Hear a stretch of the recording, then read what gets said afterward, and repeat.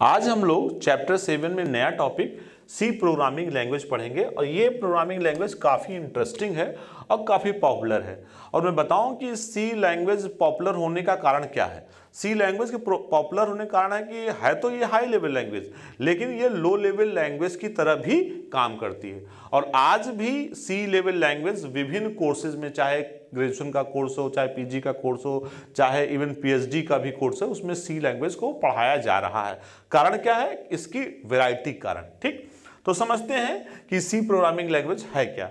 अगर हम सी programming language की बात करें तो जो इसका मूल रूप से मतलब जो स्टार्टिंग की बात करें तो इसे डेनिस रिची ने डेक पीडीएफ 11 पर यूनिक्स ऑपरेटिंग सिस्टम के लिए बनाया था। किसके लिए बनाया था? यूनिक्स ऑपरेटिंग सिस्टम के लिए बनाया, डिजाइन किया था। ठीक है, अगर सी प्रोग्रामिंग लैंग्वेज का जो विकास है, डेवलपमेंट है, अगर हम उसकी बात करें तो ये बेसिकली पहले यूनिक्स के लिए ही बना था। ठीक, और आगे अगर हम बात करें जिसका जो रिजल्ट हुआ तो इसके लिए अगर एक लैंग्वेज थी बीसीपीएल मतलब बेसिक कंबाइंड प्रोग्रामिंग लैंग्वेज नामक एक पुरानी भाषा, एक पुरानी ओल्डर लैंग्वेज थी, यानी कंप्यूटर में ही एक पुरानी लैंग्वेज थी जिसका नाम था बीसीपीएल। बीसी का मतलब बेसिक कंबाइंड प्रोग्रामिंग लैंग्वेज। तो अगर बात करें बीसीपीएल को मार्टिन रिचर्ड द्वारा विकसित किया गया था। इसने बी नामक एक लैंग्वेज को प्रभावित किया। इसने क्या किया? बी नामक एक लैंग्वेज को प्रभावित किया और जिसका आविष्कार, इन्वेंशन किसने किया था? केन थॉमसन ने किया था। किसने किया था? केन थॉमसन ने किया था। ठीक है, उसके बाद हम देखते हैं, इससे रिलेटेड क्वेश्चन भी पूछा जाता है। तो अगर हम बात करें, जैसे ये है पीडीपी 11 का मतलब हो गया प्रोग्राम्ड डेटा प्रोसेसर 11 की हम बात कर रहे थे। कंप्यूटिंग इतिहास, हिस्ट्री के सबसे प्रसिद्ध कंप्यूटरों में से एक है। अगर हम कंप्यूटर हिस्ट्री की बात करें तो उसमें जितने भी पॉपुलर कंप्यूटर हुए उसमें पीडीपी 11 भी एक है। आगे 1960 दशक के बाद, यानी 1960 के बाद तथा 1970 से पहले, ठीक है, बीच की बात कर रहे हैं, पहले डिजिटल उपकरण निगम डेक डिजिटल इक्विपमेंट कारपोरेशन द्वारा ही निर्मित श्रृंखला सीरीज में से एक है। मतलब 1960-70 के बीच में जितने डेवलप है उन्हीं में से एक है। यह कंपनी द्वारा बनाया गया पहला 16 बिट कंप्यूटर था। यह कंपनी द्वारा बनाया गया पहला 16 बिट। जैसे आप सभी लोग जानते हैं कि कंप्यूटर हम लोग जो प्रोसेसर लेते हैं 16 बिट का होता है, 32 बिट का होता है, 64 बिट का होता है। तो यह 16 बिट का कंप्यूटर था। तो हम लोग देख रहे थे सी प्रोग्रामिंग लैंग्वेज का जो डेवलपमेंट हुआ, वो अगर ईयर की हम बात करें तो 1972 में AT&T बेल लेबोरेटरी, ये अमेरिका की बड़ी प्रसिद्ध लेबोरेटरी थी। कौन थी?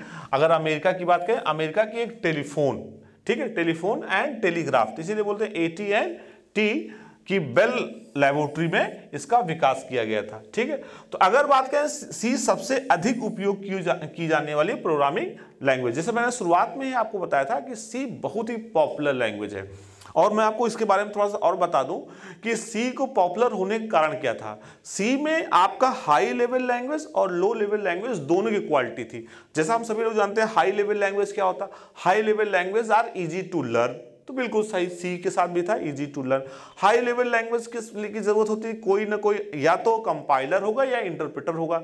सी के लिए कंपाइलर का इस्तेमाल किया जाता था। अच्छा, ये तो आपकी हाई लेवल लैंग्वेज की कुछ विशेषता हो गई। अब अगर हम बात करें लो लेवल लैंग्वेज की, तो लो लेवल लैंग्वेज की जो एक सबसे अच्छी विशेषता थी कि they are very interact with the hardware, यानी उनका इंटरेक्शन लेवल हार्डवेयर से बहुत अच्छा होता था। जैसे अगर मशीन लेवल लैंग्वेज की बात करें, असेंबली लैंग्वेज की बात करें, उसमें जो प्रोग्राम होते थे उसमें हार्डवेयर से बड़े अच्छे इंटरेक्शन होते थे। यह विशेषता भी सी की थी।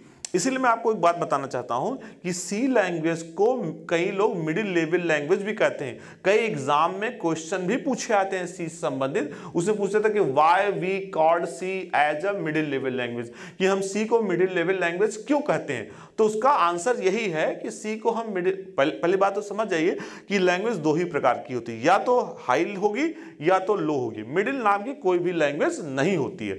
लेकिन चूंकि सी दोनों लैंग्वेज की विशेषता को प्रदर्शित करता था, लो को भी, हाई की, इसीलिए कुछ साइंटिस्टों ने इसको बोला कि ये मिडिल लेवल लैंग्वेज है। इसलिए एग्जाम में क्वेश्चन पूछा जाता है कि why C is known as middle level language, C को मिडिल लेवल लैंग्वेज क्यों कहा गया? तो इसका आंसर बिल्कुल आसान शब्दों में आप दे सकते हो कि सी को मिडिल लेवल लैंग्वेज इसलिए कहा जाता है क्योंकि सी लो लेवल लैंग्वेज और हाई लेवल लैंग्वेज दोनों की फीचर को सपोर्ट करता है, इसीलिए सी को मिडिल लेवल लैंग्वेज भी कहा जाता है। तो हमने सी के बारे में देखा। आगे हम बात करते हैं, सीखने में आसान है, ये मैंने आपको बताया ही कि बहुत ही आसान है। आप एक दिन में सी का प्रोग्राम कराना स्टार्ट कर सकते हैं। एक दिन में अगर आपको कुछ भी प्रोग्रामिंग बैकग्राउंड नहीं है, फिर भी अगर आपको एक प्रोग्राम लिख के दे दिया जाए और बता दिया जाए तो आप स्टार्ट कर देंगे। ठीक है, तो सीखने में आसान है।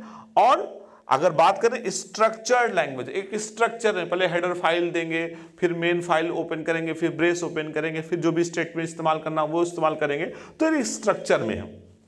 आगे सी प्रोग्रामिंग भाषा की बात करें तो प्रोग्रामिंग लैंग्वेज द्वारा निम्न स्तरीय गतिविधियों यानी लो लेवल एक्टिविटी को भी हैंडल कर सकता है। जैसे इसीलिए तो हमने आपसे बताया ही था कि सी को इसीलिए मिडिल लेवल लैंग्वेज कहा गया क्योंकि ये हाई को तो वो अच्छे से कर ही सकता था, हाई के साथ साथ ये लो को भी कर सकता था।